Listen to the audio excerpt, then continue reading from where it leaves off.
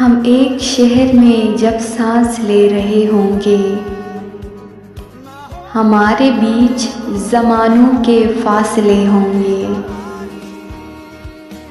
وہ چاہتا تو یہ حالات ٹھیک ہو جاتے، بچھڑنے والے سبھی ایسا سوچتے ہوں گے۔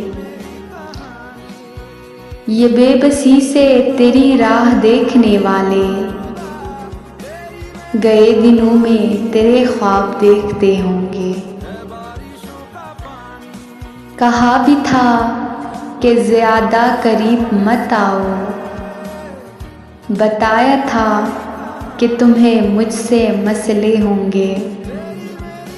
وہی صفات و خصائل ہے اور وہی لہجے، یہ لوگ پہلے کبھی بھیڑیے رہے ہوں گے۔